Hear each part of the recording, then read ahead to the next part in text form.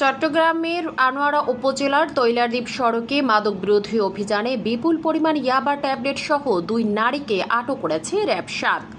CPC 3 র্যাব-7 Chittagong কর্তৃক পরিচালিত এ অভিযানে 17,600 পিস ইয়াবা ট্যাবলেট উদ্ধার করা হয়। শুক্রবার দুপুর 12টার দিকে এ অভিযান পরিচালনা করা হয়।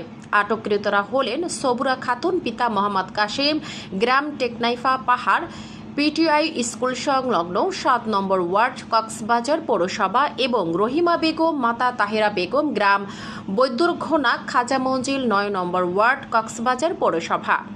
আনোয়ারা থানার officers in charge OC Junayed Chowdhury বিষয়টি নিশ্চিত করে জানান, র্যাব-7-এর একটি টিম আনোয়ারা এলাকায় থেকে ইয়াবাসহ 2 নারীকে আটক করে থানায় হস্তান্তর করেছে।